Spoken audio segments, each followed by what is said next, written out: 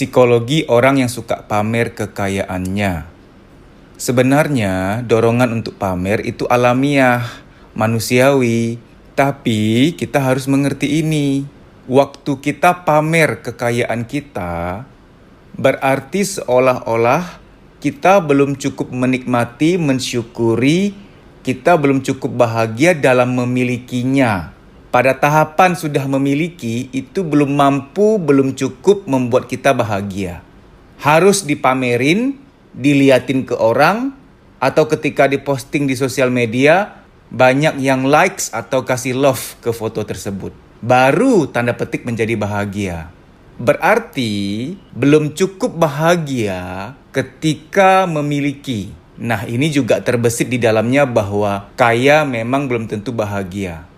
Memiliki belum tentu bahagia. Harus dipamerin dulu. Banyak yang salut, yang kagum, yang kasih love atau likes baru bahagia. Berarti ini fana. Tapi banyak orang-orang yang memiliki dalam diam. Mereka punya, mereka orang berpunya. Memiliki dalam diam. Mereka nggak pamerin. Dalam memiliki mereka sudah cukup bersyukur.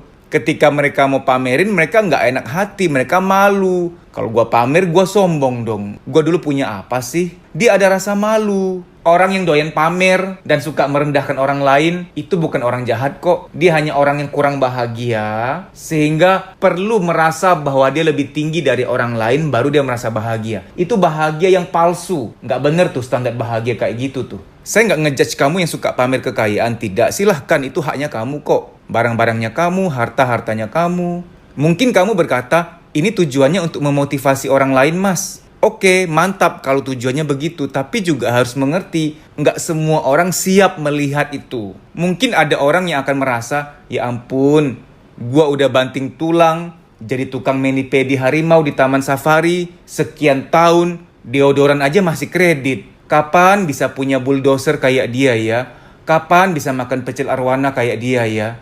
Kapan ya bisa punya HP yang bergengsi banget, yang mewah banget, yang bisa foto seseorang dan melihat kedalaman batinnya, melihat luka batinnya masih ada. Saking tajamnya resolusinya bisa melihat kedalaman batin seseorang, terlihatlah luka batin yang terpendam. Jadi agak ngeri untuk selfie, kelihatan di semua borok-boroknya. Burak-kakak. Bercanda ya, jangan diambil kredit. Kalau tujuan kamu memotivasi orang lain, pikirkan ada orang yang tertekan, yang merasa bahwa gue gak akan mampu punya seperti itu. Kalaupun pengen banget untuk pamer, jangan ngerendahin orang lain.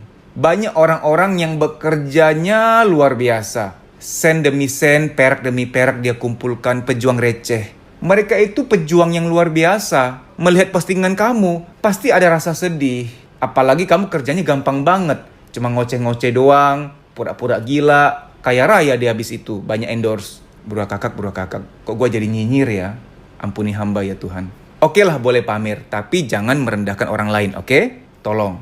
Mas, gue pamer tuh demi kepuasan gue, Mas. Gue puas rasanya nunjukin ke orang-orang gue punya, gue bisa punya ini, gue bisa mencapai ini. Silahkan, itu haknya kamu juga. Misalkan captionnya, aku bersyukur banget semua ini karena kebesaran Tuhan, berkat doa dan usaha, berkat pertolongan Tuhan, aku bisa mencapai memiliki semua ini. Orang-orang pada salut karena kamu mengembalikan. Mengembalikan tuh artinya, ini semua karena kebesaran Tuhan loh, bukan karena aku hebat. Wah, itu keren banget kayak begitu tuh.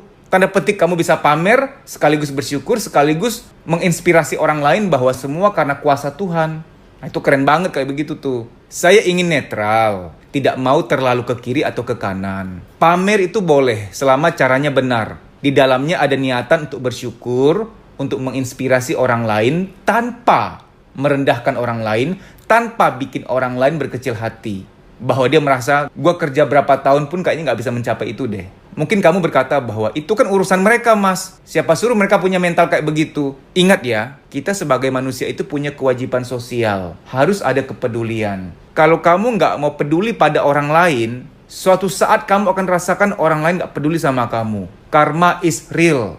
Kamu lagi ngantri dokter. Coba kalau petugasnya nggak peduli sama kamu nggak dianggap ada orang lain yang diduluin. Petugasnya nggak sopan sama kamu, nggak care sama kamu juga akan marah. Petugas yang mengatur antrian peduli sama kamu, dia punya kewajiban sosial.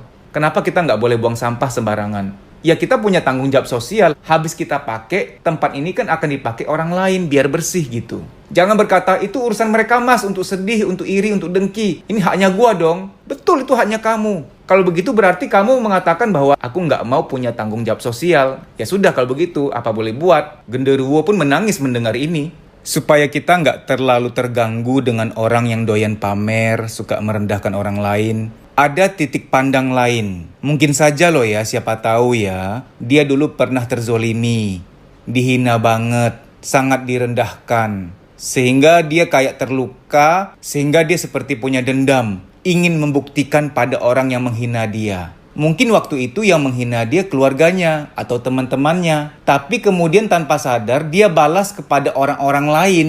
Sehingga kayak puas gitu loh, gue udah punya ya sekarang ya. Malah yang aku miliki sekarang jauh lebih tinggi nilainya dibanding orang yang pernah menghina. Tanda petik ada kepuasan di situ. Jadi kemungkinan dia dulu juga adalah korban. Penjelasan ini bukan berarti membenarkan orang untuk pamer, bukan. Agar kita nggak terlalu kesel pada orang yang suka pamer. Ada dua jenis orang memang, ketika terluka, terhina, direndahkan, dia akan membalas itu pada orang yang sama yang menyakiti dia atau kepada orang lain. Kepada orang yang menghina dia atau kepada orang lain. Tapi ada orang tipe kedua. Dia membalas dengan kesuksesan, tapi kemudian cukup mensyukuri.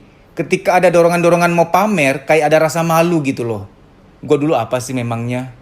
Untuk apa aku pamer? Kayak ada rasa malu. Nah, kita nggak bisa paksakan orang untuk punya tipe A atau tipe B. Kita nggak bisa atur-atur orang. Yang penting sikap kita, cara kita memandang orang itu saja. Kita nggak bisa mengubah dunia. Kita ubah persepsi kita pada dunia sekitar kita. Dan buat kamu yang merasa sedih, melihat orang-orang pamer, merasa tertekan karena merasa nggak mampu mencapai itu, kamu tenang, kamu tenang.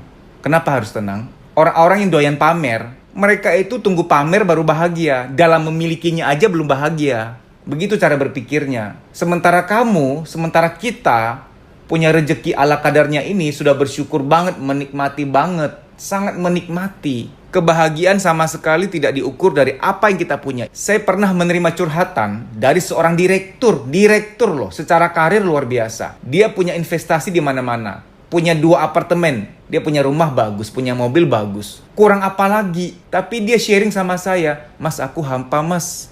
Kayak yang kosong, kayak yang ya hidup gini-gini aja. Biasa aja, gak ada warnanya. Aku merasa hampa aja sih mas, ada kurang apa ya? Nah, seperti itu kan. Bukan berarti saya mengendorkan semangatmu untuk mengejar kekayaan. Silahkan kejar, siapa yang gak mau kaya? Saya juga mau kaya kok. Tapi jangan tunggu kaya baru bahagia. Sekarang ini nikmati apa yang ada. Sambil berjuang nikmati proses. Itu yang benar. Nikmati prosesnya. Saya kan akan bikin training di Jogja, Semarang. Kami putuskan untuk nyetir mobil saja ke Jogja, Semarang. Waktu cek Google Map, itu 7-8 jam. Ngebayangin 7-8 jam aja, udah mumet gitu loh ngebayanginnya. Nyetir 7-8 jam. Nanti saya sama adik saya gantian nyetir. Oh luar biasa. Tapi selama perjalanan, bila menikmati jalan, karena itu ke Jawa Tengah, pasti banyak gunung-gunungnya. Pas lagi lewat, gunungnya keren ya, bukitnya keren ya. Kalau menikmati perjalanan, 7-8 jam itu nggak berkurang, tapi terasa singkat. Nggak jadi beban gitu loh. Nikmati syukurmu, nikmati bahagiamu sejak sekarang. Nikmati proses. Jangan punya pikiran, tunggu aku kaya baru bahagia. Kaya bisa bahagia nggak? Bisa. Ada orang kaya yang bahagia, ada kok. Nikmati proses dari sekarang. Agar kamu bahagianya dari sekarang, oke? Semoga dilapangkan hatimu, dimudahkan bahagiamu.